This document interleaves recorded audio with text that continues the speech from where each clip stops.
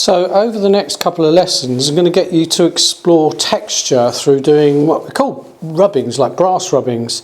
And the first lesson, you're just going to go around and collect items, explore textures and surfaces and do some rubbings. And then in the next lesson, you're going to make some pictures using cut and paste sections of what you've done either this week or in the following lessons. So I'm going to demonstrate how you do that. So this is an example of what the kinds of things that you might end up producing, and I'm going to just show you how you would start to do that. So what I've got here is just some normal paper. Try and get paper that is clear, so no lines and stuff like that, but it can be scrap paper and so on. And I'm just simply going to use a coin just to show you first of all. I'm sure a lot of you have done this. If you haven't, have a go. And I'm just using the side of a pencil and trying to make sure it doesn't move, and then I just get a rubbing of the image. As I say, sort of thing that children for many years have done over and over and over again. So that's all you're going to do. And if you want to repeat it, you can simply do that. Use the side of your pencil, as I've said, and just repeat that, and then you get a repeated one. It can be overlapped. It's not going to be neat. It will be, you know, a little bit scruffy like that, but that's the general idea. You can use colouring pencils. So I'm going to use something else. Just got this from around the house. So just to demonstrate, it's a little bit about exploring and just using what you find. So I'm just using now this coloured pencil, and as you can see, once I rub that over the surface there, I get that. Now if I move it, I will get a broken pattern, hopefully, where it's not quite, you know, you get different overlays. This has gone too much there, but you can see it's just starting to pick up other bits. And so if you move things, you can start to repeat things in a slightly different way. Experiment with, you know, all kinds of surfaces. This is quite smooth, but because it's got the holes, it's picking up the texture. Rough surfaces will give you another set of effects. So, and even smooth surfaces. So, you know, what I'm going to demonstrate is just on this edge of this box, for instance. It looks like, well, there's no real texture there, but in actual fact, there is, because if I take this area here on the corner of the box, I can do a rubbing of the line, and then if I move that, I will start to repeat that line. And then I can, you know, fan that out. Maybe later that becomes the tails of a bird or something, or the wings of a dragonfly. I don't know what I'm going to make, but, you know, they're quite good ideas there, that sort of thing. Okay, once again, I can change the colour.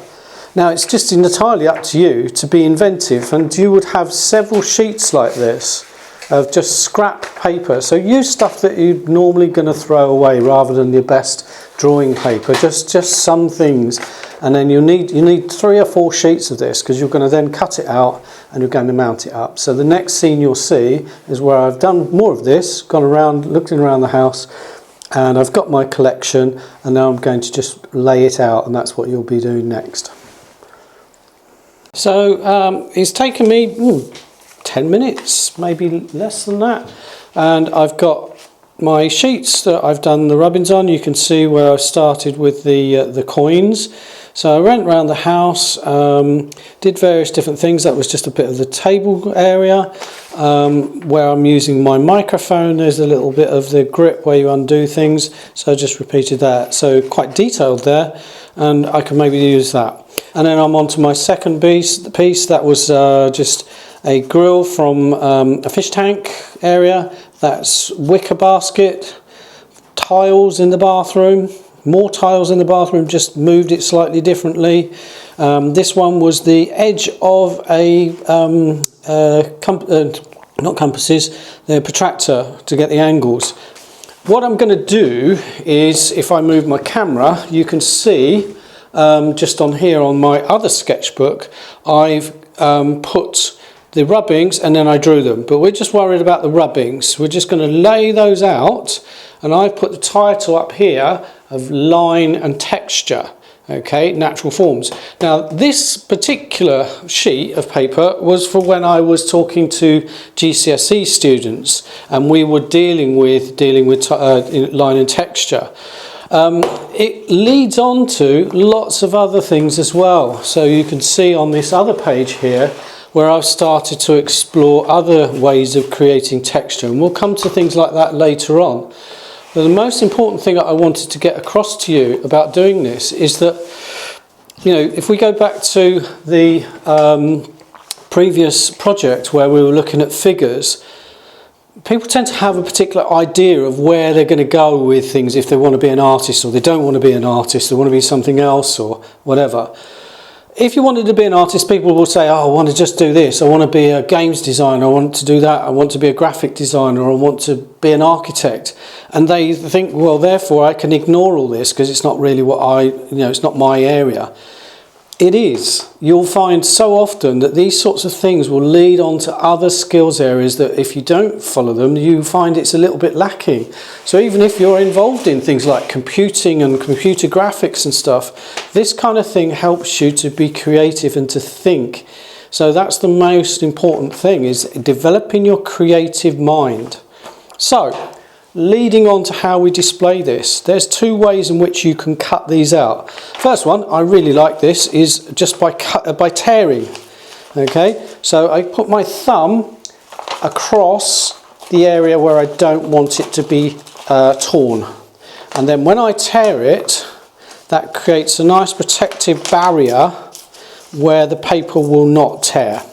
And the thing I quite like about that is it gives it a sort of random sort of I just did it effect, as if you just really but torn off the cuff, you know, and it can add a sort of sense of it just happened to the way you lay things out. And all I'm going to do is use my thing there, and that's that there. I'm going to maybe take this one now. I could tear it. I'm going to decide I'm going to cut it this time. So that's the other option, is just to cut things out. As I say, no difference. It's just a different style and the way you present it. So this is not a straightforward cut. I have to cut round. So the next bit I do is what a thing called close but not touching.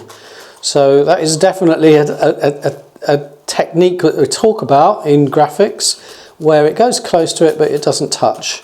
So it gives a sort of frame to what you're doing. And there it is. And now I'm starting to put this in. You can see that just by presenting my work now, it starts to look a little bit more controlled, thoughtful, and above all neater. Now the other thing as well, sometimes this stuff will come off. So all you do is you get a bit of scrap paper and you rub that down like that, and then it doesn't go onto your hands, and it can clean the surface up. So all I would do is to carry on with that, and then I'm starting to make a connection with this with, you know, what about if I'm going into fashion designers, absolute gold dust, this sort of thing, for deciding to create, you know, the fabrics that you want and the look. So that's your project for today. Have a go. So you do your rubbings, you collect them together, and then you mount them up. And we'll talk about labelling and giving them a name in the next lesson.